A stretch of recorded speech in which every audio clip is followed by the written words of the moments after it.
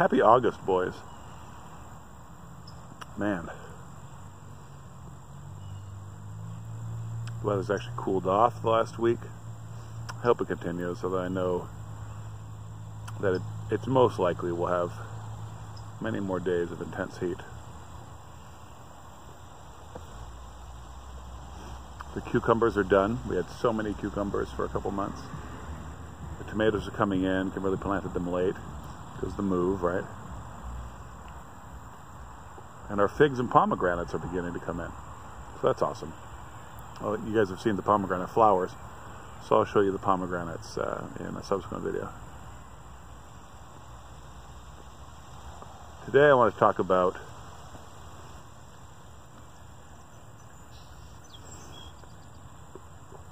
a book by Tom Wolfe,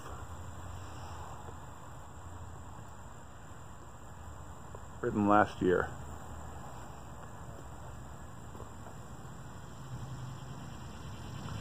The Kingdom of Speech.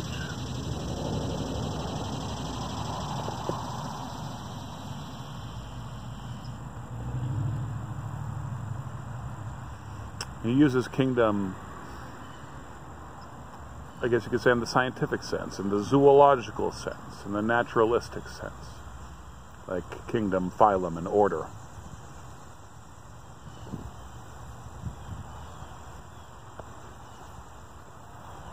So it's about speech, but like most Tom Wolfe things, it's actually a send-up. It's a send-up. It's a skewering of the inflated folks. I'm going to pause the video briefly and go get myself a lighter so I can talk and smoke.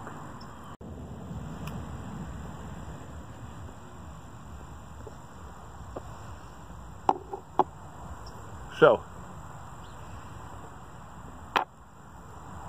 who is he skewering? Charles Darwin and Noam Chomsky, primarily.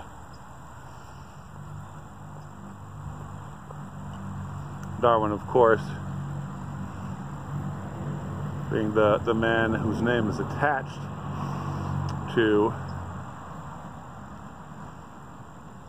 the theory of evolution, or at least a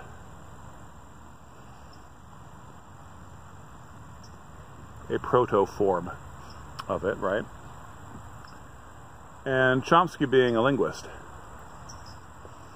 but famously being the linguist who turned linguistics into a hard science instead of a social science. And they did it primarily through talking a lot about the so-called speech organ, as if that were a real thing. Is it the brain? No, it's not the brain. Is it something inside the brain? I mean, usually an organ is something that is discrete, something about which you could say sui generis.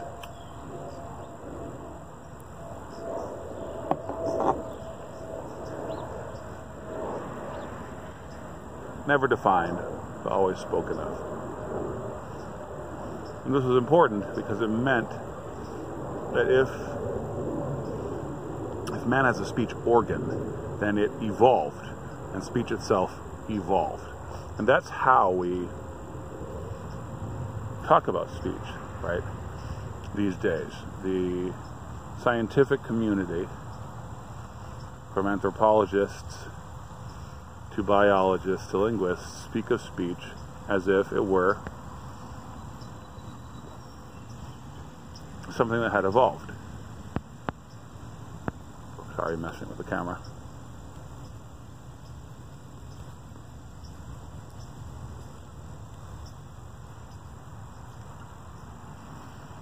Wolfe's problem with this is that it doesn't address the supremacy of man. The fact that man is really not worthy in any way to rule the world, except through and because of the faculty of speech. So, spoiler alert, Wolfe's contention is that speech is an artifact. Speech is a tool. Speech is something people made.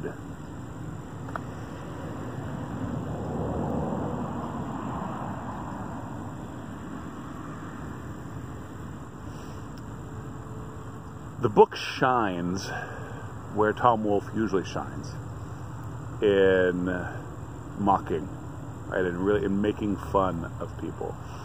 Usually, in my opinion, people who deserve to be mocked. So you in reading, if you really find out a lot about Darwin and how he came up with his theory, but also like the machinations behind it. I'm going to pause yet again so that the train can pass. And Wolfe does a great job of showing how speech was the one thing he and his cohorts could never explain through the theory of evolution. And he does a great job of contextualizing that. This wasn't something that just they were trying to solve. Like, the scientific community was insisting that they be able to resolve this.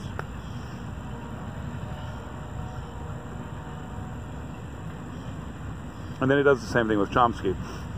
Now, Chomsky is basically the United States' greatest scholar at large to this day. And I say scholar at large because he has become, he is a linguist by training, and he dominates and has dominated, at least until recently, the field of linguistics. But because of where he took it, linguistics ruled over all other things, right? So philosophy and deconstructionism, semiotics.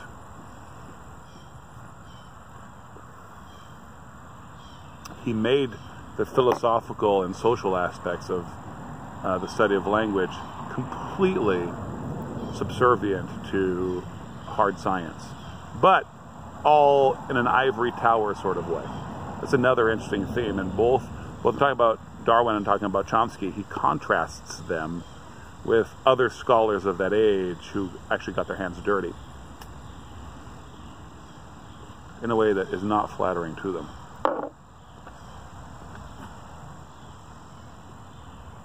And Chomsky is this commentator because he was able to make philosophy, like the king of sciences.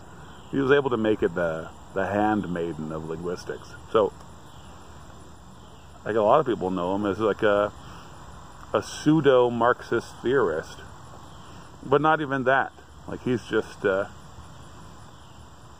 he's the greatest sage in our tallest ivory tower, and occasionally he comments upon the world and everyone listens. A lot of people know his name and have even read his books without knowing that he's a linguist. And that's the level he's at.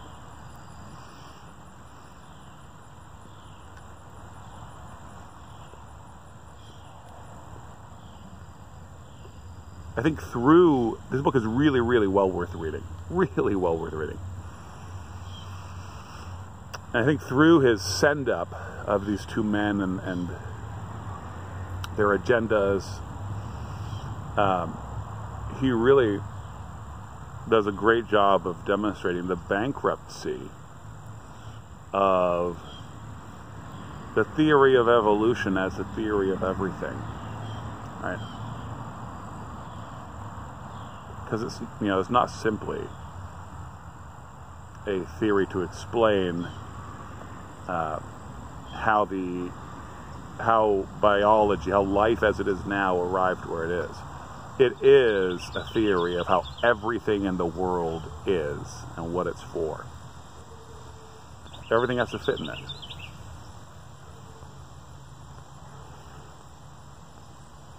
So he does a great job of demonstrating the bankruptcy of that.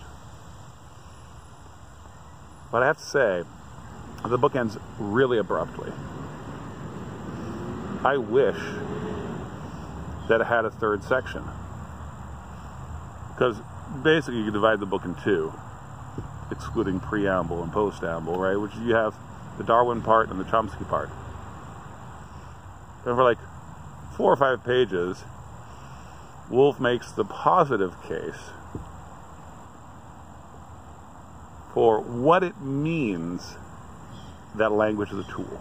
What it means that language is something that man has made. I think as an essayist, he makes a very convincing case that it is in fact a tool. You know, he builds that in throughout the whole book. But then what does that mean? What does it mean that language is a tool? He just opens that book, but doesn't really explore it, and I wish he had. I suppose he's leaving it for others. And in those brief moments in which he talks about himself and what he is thinking, as opposed to what other people are thinking, he does sound just as, well, he sounds a little snobby. So that's unpleasant, because the reason you don't like the Charles Darwin and Noam Chomsky of his book is that they are arrogant. Really, for me, that's a minor quibble. I think The Kingdom of Speech is really well worth reading, especially to kind of begin thinking about what language is and how language separates man from beast. And as Christians, of course, and he doesn't neglect to make this connection, although he is very careful not to frame himself as a Christian.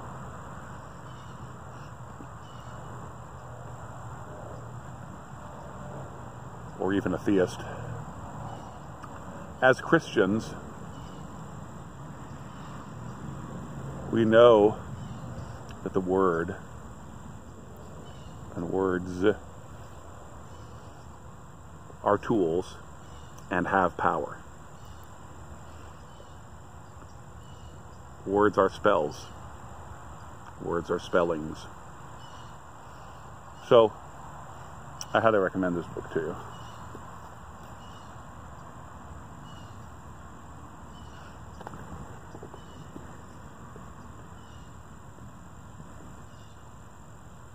I think if you've ever toyed with getting into linguistics or semiotics or typological theology, anything like that, it's a productive way to enter into those things.